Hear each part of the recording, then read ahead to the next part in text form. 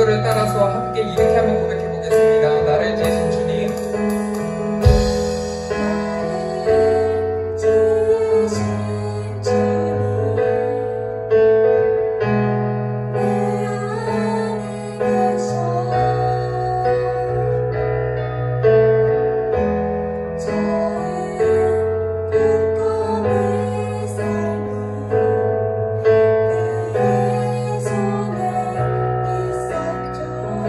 우리 처음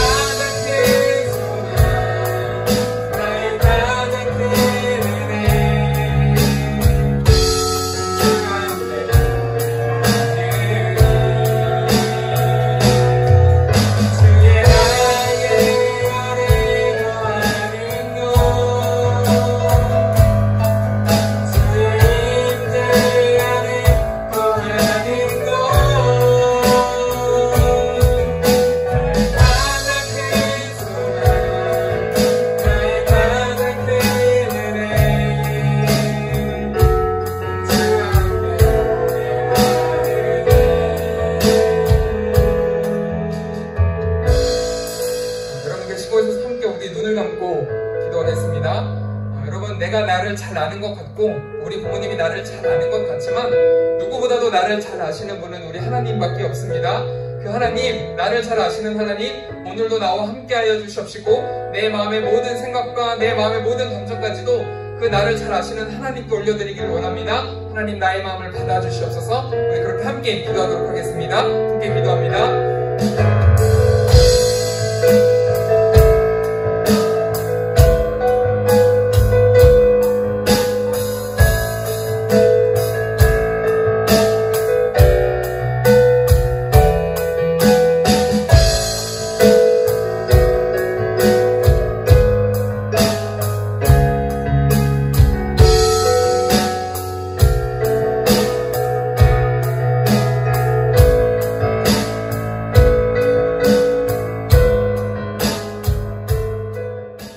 하나님 아버지, 세상 질병 속에 병들어 힘들어하고 있습니다. 이러한 상황에서도 하나님을 믿고 의지할 수 있기를 바랍니다. 프랑크트 학생과 선생님들 모두 각자의 자리에서 오늘의 예배를 잘 드릴 수 있게 해주세요. 마지막으로 오늘 목사님께서 주시는 말씀 은혜롭게 듣기를 원합니다. 예수님의 이름으로 기도드립니다. 아멘. 함께 사도신경으로 우리의 신앙을 고백하겠습니다. 나는 전능하신 아버지 하나님 천지의 창조주를 믿습니다. 나는 그의 유일하신 아들 우리 주 예수 그리스도를 믿습니다. 그는 성령으로 잉태되어 동정녀 마리아에게서 나시고 본디오 빌라도에게 고난을 받아 십자가에 못 박혀 죽으시고 장사된 지 사흘 만에 죽은 자 가운데서 다시 살아나셨으며 하늘에 오르시어 전능하신 아버지 하나님 우편에 앉아 계시다가 거기로부터 살아있는 자와 죽은 자를 심판하러 오십니다. 나는 성령을 믿으며 거룩한 공교회와 성도의 교제와 죄를 용서받는 것과 몸의 부활과 영생을 믿습니다. 아멘.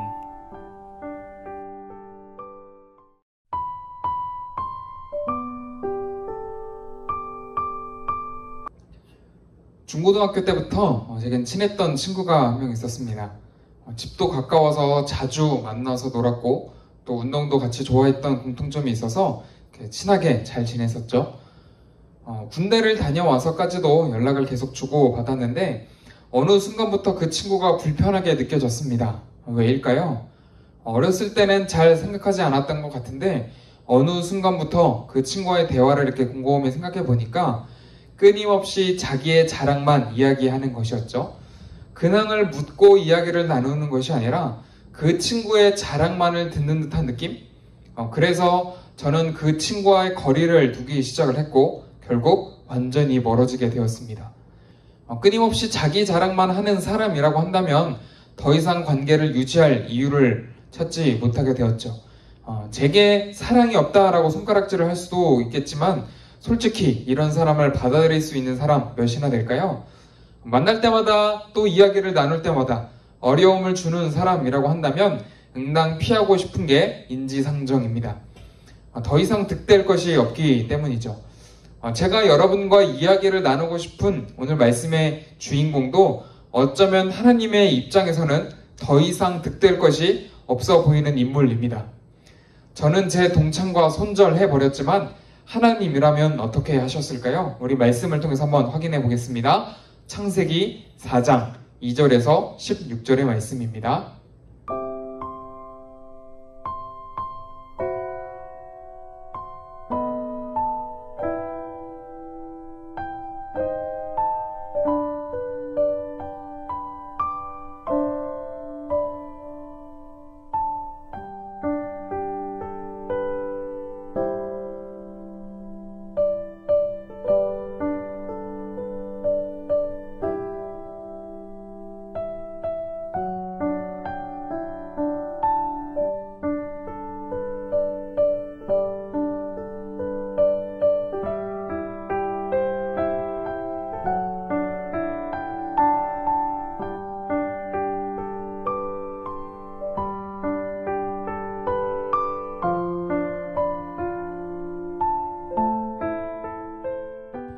오늘 말씀은 우리가 어려서부터 익히 들었던 또 잘 아는 말씀입니다.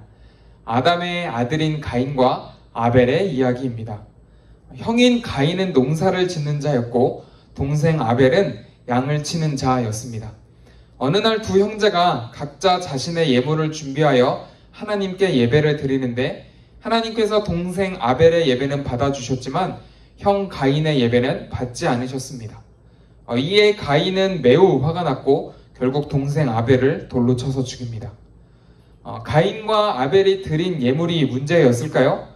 가인은 땅의 소산, 즉 곡식을 예물로 드렸고 아벨은 자신이 기르던 양의 첫 새끼와 기름을 드렸습니다. 아벨의 예물이 더 많았기 때문에 혹은 아벨이 더 정성을 들였기 때문에 우리는 이렇게 생각하기 쉬운데 사실 성경은 그것에 대해서 자세히 설명하고 있지 않습니다. 하나님께서 동생 아벨의 예배를 받으시고 가인의 예배를 받지 않으셨던 이유를 찾기 위해서는 7절에서 힌트를 얻어야 할 것 같습니다.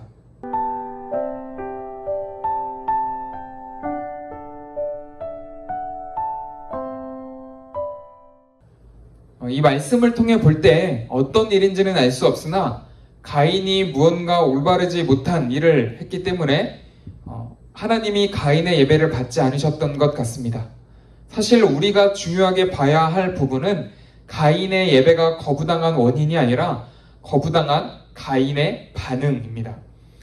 가인은 하나님께 자신의 예배가 거부당했을 때 이렇게 반응했습니다.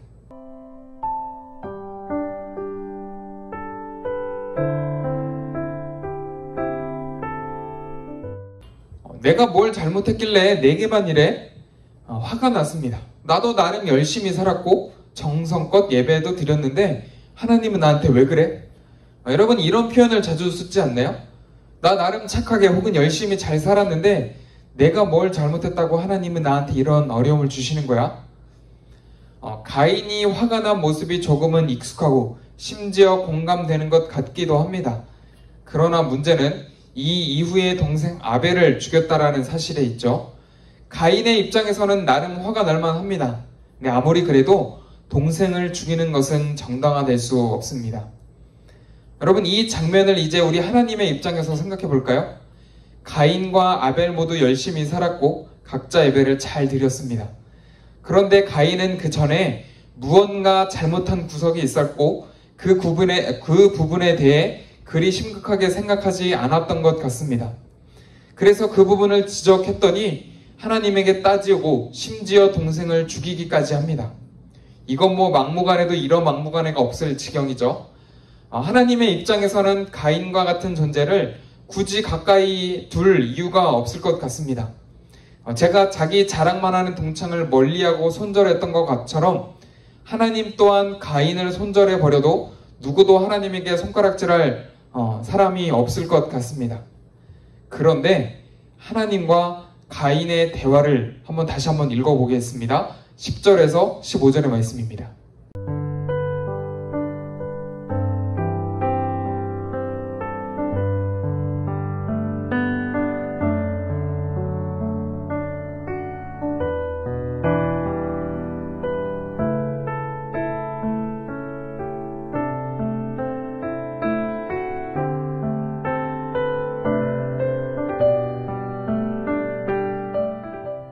하나님은 가인에게 땅에서 저주를 받을 거라고 말씀하셨고 더 이상 농사를 지어도 추수를 할 수 없으며 쉬지도 못하고 떠돌이 인생을 살 것이다 라고 말씀하셨습니다. 이에 가인은 그 형벌이 너무 가혹하다라고 하소연을 합니다. 동생을 죽였는데 그 정도가 가혹하다고 불평할 수 있을까요? 그런데 놀라운 건 이에 대한 하나님의 대답입니다. 15절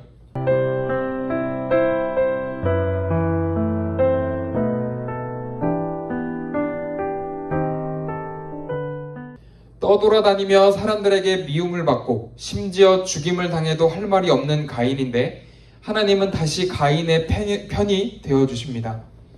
하나님은 가인을 달래고 계시고 인내하는 분으로 그려집니다. 오히려 격려하고 계시죠. 하나님은 일관성이 없는 분입니까? 일반적으로 우리는 하나님이 가인의 예배를 받지 않은 이유가 더 중요할 것 같은데요. 성경은 왜 하나님이 가인의 예배를 받지 않았는가 하는 그 이유에 대해서는 자세히 설명하고 있지 않으면서 그 이후의 대화를 자세히 기록해 놓았습니다. 이 이야기를 통해 우리가 분명히 배워야 할 부분이 있습니다. 우리는 하나님을 어떻게 알아갈 수 있을까요? 여러분, 제가 하나님은 이런 분입니다 라고 몇 가지 정의를 나열할 수 있습니다. 그러나 그걸로는 충분하지 않죠. 우리가 하나님에 대해 이야기를 들을 때, 또 혹은 하나님이 행하신 일들을 들을 때 하나님에 대해서 정확히 알 수 있습니다. 가인과 아벨의 이야기는 바로 그런 역할을 하고 있습니다.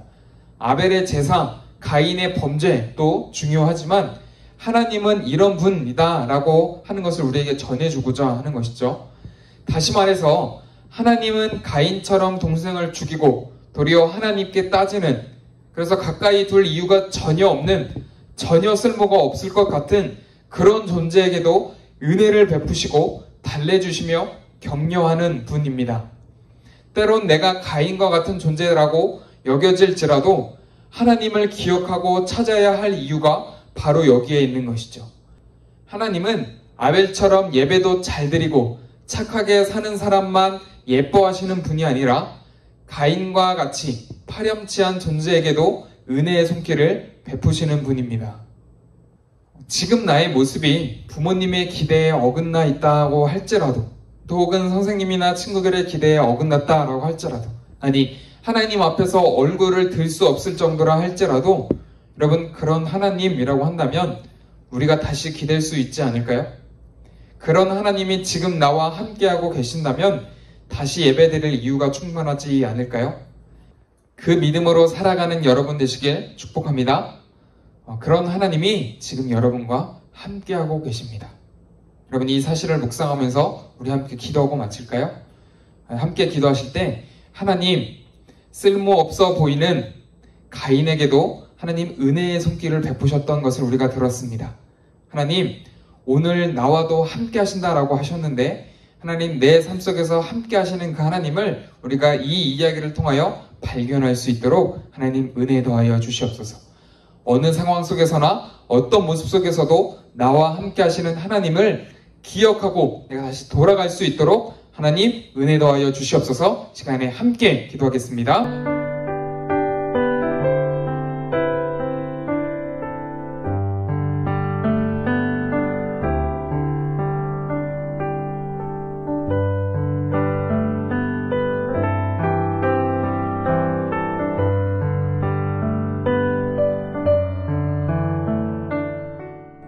사랑의 하나님, 오늘 이 가인과 아벨의 이야기를 통하여서 하나님이 어떠한 분이신지를 한번 생각해 보았습니다. 하나님, 아벨의 제사를 받으시고 또 동생을 죽인 가인에게도 은혜의 손길을 받으셨던 그 하나님, 그 하나님을 오늘 우리가 기억하기를 원합니다. 하나님, 우리의 모습이 부모님의 기대에는 좀 어긋났다 할지라도, 또 하나님 앞에서 얼굴을 들 수 없다 할지라도 오늘 그런 우리를 보시면서 괜찮다, 격려해 주시는 그 하나님을 기억할 수 있도록 은혜 더하여 주시옵시고, 하나님, 어떠한 상황 속에서도 하나님을 기억하며 하나님께 다시 돌아가는 우리 모든 푸른꿈터 친구들, 선생님 될 수 있도록 함께하여 주시옵소서. 오늘도 우리와 함께 하시는 주님께 감사드리며 귀하신 예수 그리스도의 이름으로 간절히 기도드립니다. 아멘. 제가 축도로 예배를 마치도록 하겠습니다. 이제는 우리 주 예수 그리스도의 은혜와 하나님의 사랑과 성령님의 교통하심이 날마다 우리와 함께 하시는 하나님을 기억하며 살아가기로 다짐하는 우리 모든 푸른꿈터 친구들, 그리고 선생님 머리 위에 이제로부터 영원히 함께 하옵시기를 간절히 축원하옵나이다. 아멘.